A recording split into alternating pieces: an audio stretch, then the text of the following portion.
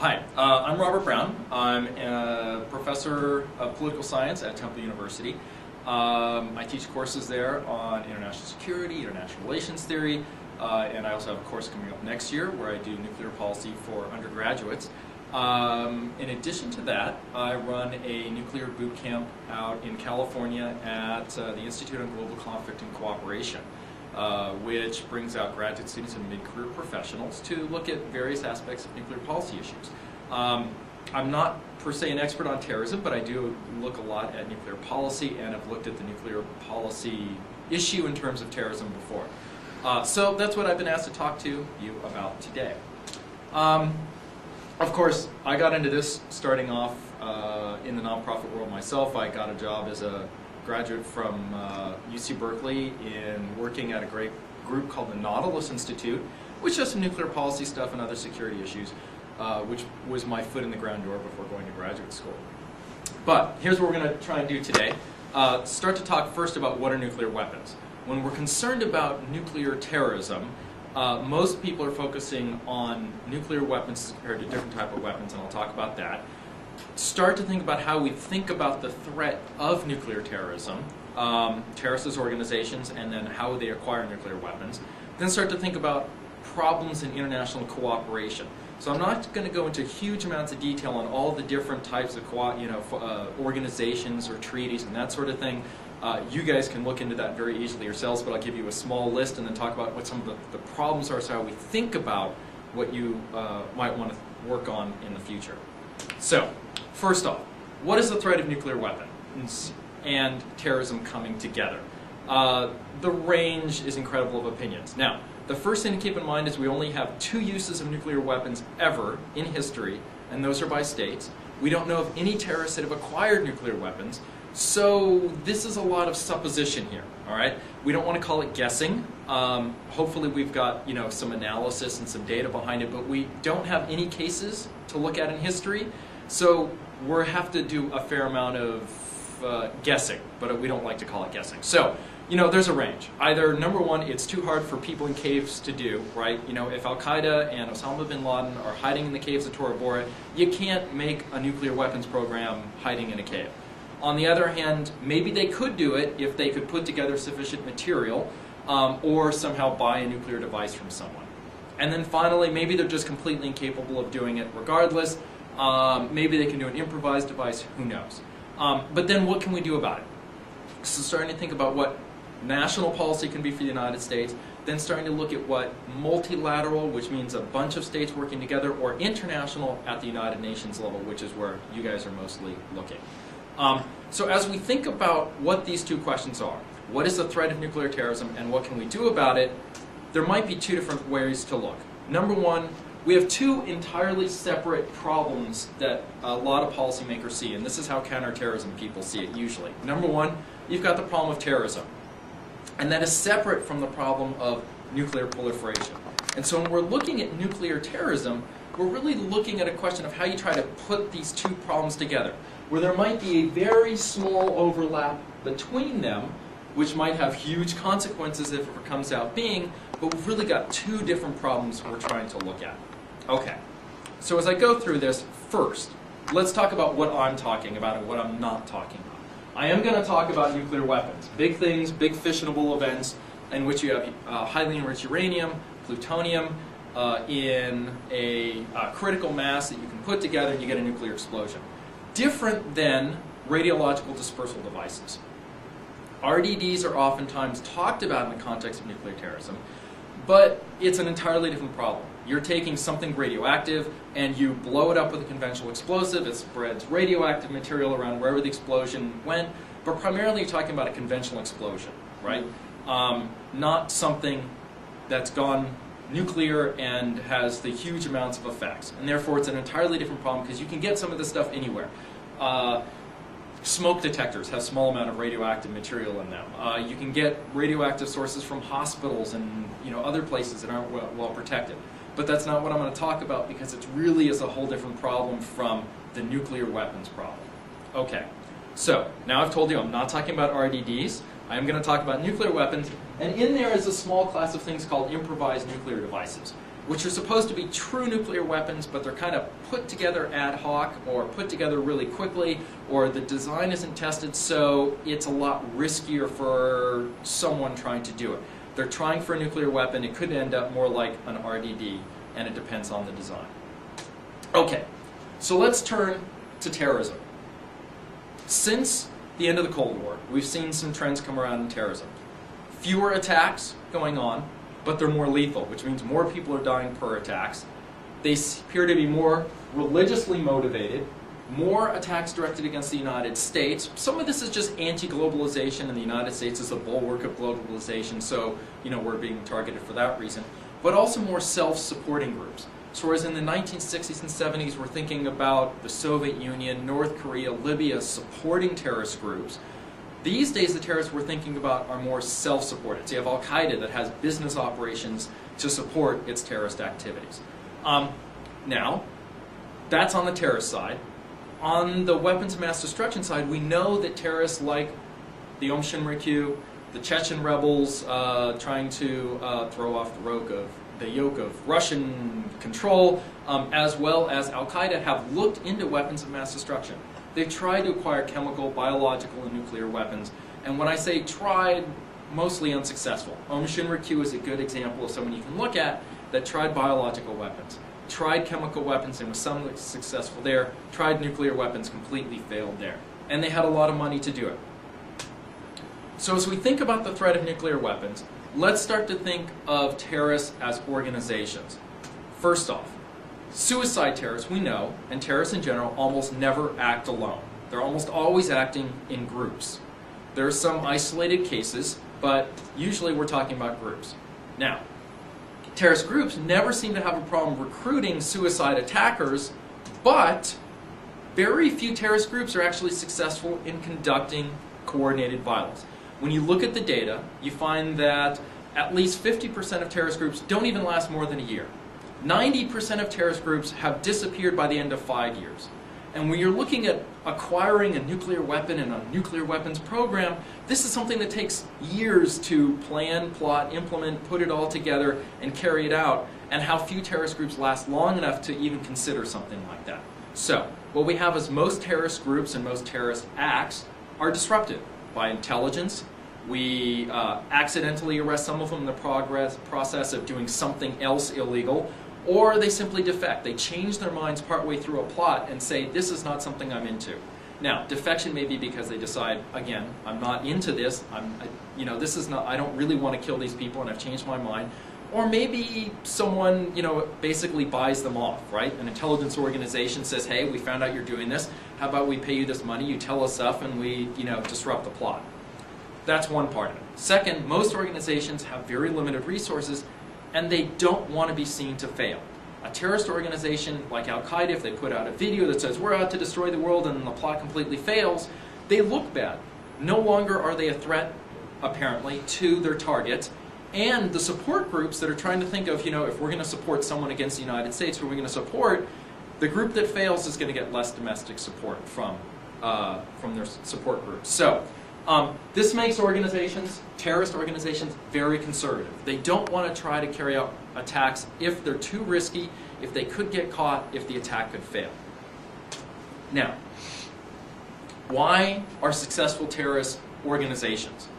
This is a very simple schematic, and what I want you to think of is essentially, think of suicide terrorists. So work backwards, right? The guy in Israel who gets on the bus with a suicide vest, or someone in Iraq who tries to go into a populated market with a suicide vest and blow it up, right? So this is where they're going. This is the guy carrying out the attack, right? But the guy carrying out the attack doesn't just spontaneously, erupt into our world with a suicide vest on his body. That terrorist has to be identified, has to be given a suicide vest, has to be delivered to the right place, and this takes an organization to do it. It takes someone to acquire the resources to buy the suicide vest. It requires someone to put the suicide vest together. It requires someone to do all the accounting on this. It requires a ringleader to think about all these things. And even for someone just to carry out a very simple suicide attack on a bus or in a crowded marketplace takes an organization, okay? And we know this is true from Al-Qaeda, right? When Al-Qaeda carried out the 9/11 attacks, it wasn't just those 19, I think that's the right number, those 19 suicide attackers who got on the plane and took control of the plane, right? There were accountants, there were organizers, right? When we go back and look at what happened in the prelude to 9/11, we see, these people got sent to flight school. And these people had to pay for flight school. And they were given money by the accountants at Al-Qaeda, and then accountants were following up on this, sending letters and saying, hey, we gave you $1,500 for the month of July for flight school, and you spent X number of dollars on flight school, and this number of money on food, and this on rent. What happened to the missing $400, right? So these are organizations that have to be careful about their resources, okay? Now, this is a simple suicide attack, and we haven't talked about nuclear weapons, right? So, how do they get a nuclear weapon? So instead of X having a suicide vest, they're trying to get a nuclear weapon. How do they get them? Okay, they have two options. One, they could try to get a finished nuclear device from someone, from somewhere. Usually that means one of two things. One, they can try to buy one. So let's say a state like North Korea or a state like Russia would sell them somehow a finished nuclear weapon, or they have to try to steal one from someone, okay? Now in most cases when we say stealing one, we're still talking about having some actors inside a state complicit with what's going on, right? I mean, unless you actually have a team of commandos, so 20 guys who can break into a nuclear weapons storage facility in North Korea, Pakistan, Russia, and steal a nuclear weapon and then transport that hundreds or thousands of miles without getting caught, is a pretty ridiculous scenario. So what you start to think about is, okay, maybe someone like a soldiers guarding the facility or the commander of a facility is somewhat complicit and is getting bought off. So it's a combination of buying and stealing in order to get out. So those are options. But when we start to talk about what states are interested in, even states that might want to do harm to other states are probably very hesitant to give a nuclear weapon to a terrorist group, right? Even if Iraq had been engaged in a nuclear weapons program, would they have given it to Al-Qaeda and hoped that Al-Qaeda did with that nuclear weapon what Iraq would have wanted, right? Once you give the nuclear weapon to a terrorist group, that state loses control. They don't know where it could be used. They don't know when it could be used. Would it be timed with their interests? And if it can be shown that they gave that nuclear weapon to that terrorist group, someone like Iraq, Iran, North Korea, Russia is going to be in a whole lot of trouble with whoever got hit with that nuclear weapon, right? If they're complicit, if they, were even just really shoddy on their security and it's their fault it happened and it could have been prevented, they're going to be in a lot of trouble, right? Here in the United States, people will say, if we got hit with a nuclear attack, then we're going to be nuking someone back. That's not something I necessarily agree with, and I don't think that's the best strategy, but there are a lot of people saying that that would be the end result. A country like Russia can't take that risk that that could happen.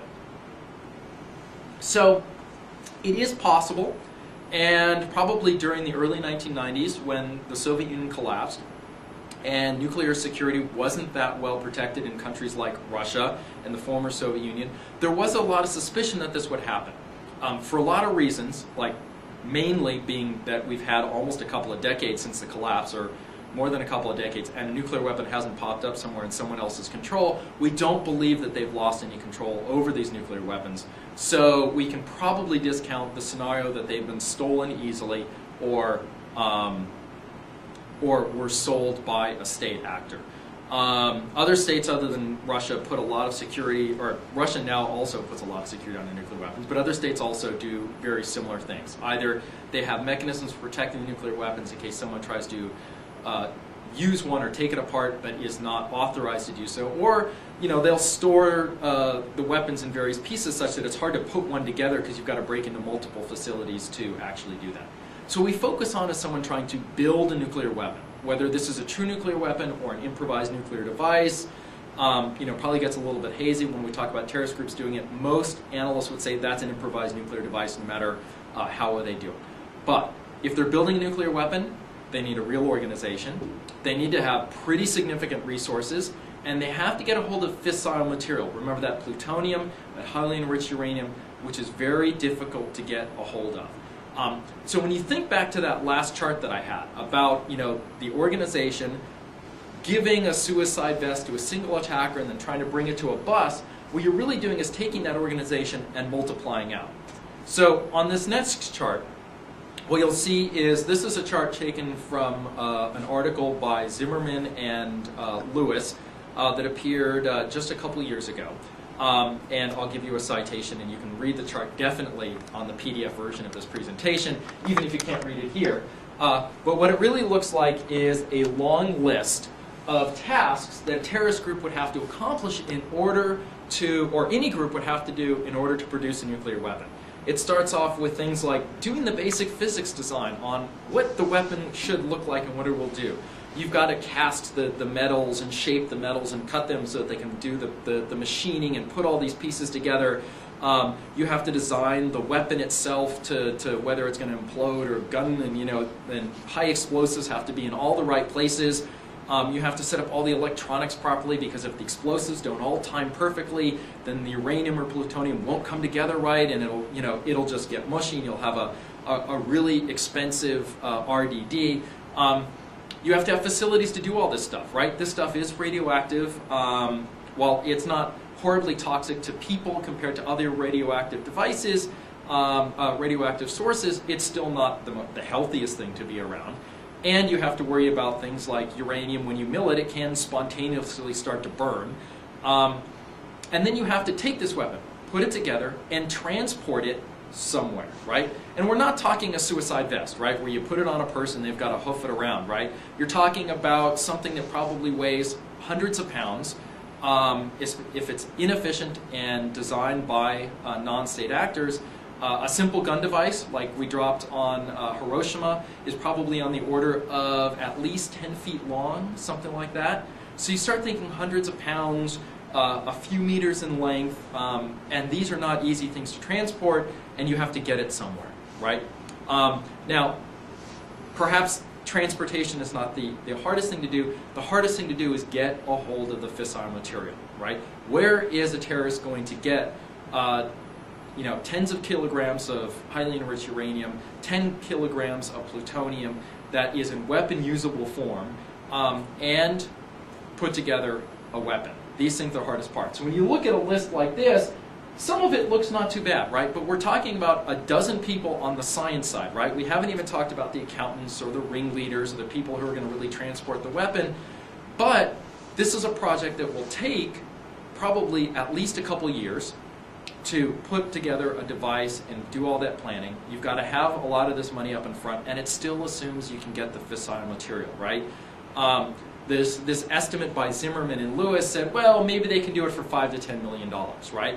Now, another question then is, we don't know how much fissile material really costs, because no one has ever been caught transporting enough fissile material for something like this. If you take the sum total of all fissile material that has been smuggled from one country to another and intercepted by police and intelligence agencies, it's not enough for a single bomb. So this is a big leap, right? How could they get this? But even if they did, how much does it cost, right? Al-Qaeda not too long ago, was stung paying $1.5 million for what turned out not to be highly enriched uranium, but they paid that money, and it turned out to be a fake material. So there's a lot of fake materials going out, because you don't exactly want to open up the box in like your local Starbucks as you do the transaction and go, okay, is this really highly enriched uranium, and then do a test, right? You have to take some stuff on faith, and a lot of these guys get stuck. But $5 to $10 million for highly enriched uranium plutonium? Who knows, right? But how much money does Al-Qaeda and other groups have to spend on something like this? So when you take these two scenarios, first off, this long list with a dozen people, and think about kind of multiplying it in terms of that little scenario with, the suicide bomber going to the bus, who knows what the odds are? John Mueller at Ohio State University did his little list of all the hurdles that a terrorist group would have to accomplish, and doesn't even really think about the fact that you're talking about a dozen people who have to stay committed and quiet and not get caught by police, or not have any screw-ups go on, and you're looking at the odds are close to like 1 in 33 million, right? So it's not Graham Allison's the odds of 50% in the next 10 years, but 1 in 33 million, right? Al-Qaeda is much better off playing Powerball, every week and better odds of getting, you know, the money they need to do something, carry out activities, than they are probably going down this route. Remember, terrorists are probably very conservative. This is very risky, throwing a lot of money behind something that may not work at all and highly likely to get caught. Okay, so that's the terrorist side. Let's turn to international cooperation on nuclear terrorism. You've got a long list of actors and institutions that have done some work on nuclear terrorism. International Atomic Energy Agency is responsible for safeguarding civilian energy programs. They do a little bit of work in nuclear weapon states, but it's entirely voluntary by nuclear weapon states, right? So when, you know, we talk about Russia, whether or not they have lax security, the IEA cannot touch most of that stuff. Can look into some nuclear energy programs, some reactors, some facilities like that, but it's entirely voluntary by nuclear weapon states. They are not required to open up their programs to safeguards, quite like countries like Japan and Germany are, and like we hope Iran would do, and like we've been pushing North Korea to do.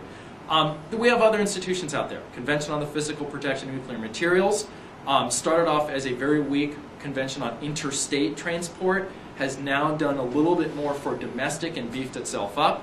The Nuclear Non-Proliferation Treaty talks about not helping other actors acquire nuclear weapons, which has been somewhat successful. Can it be applied to nuclear terrorists?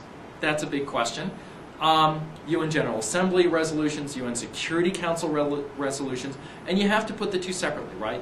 UN General Assembly is a whole bunch of countries getting together to talk about these things, but it doesn't quite have the force of UN Security Council if you could get the UN Security Council to agree, right?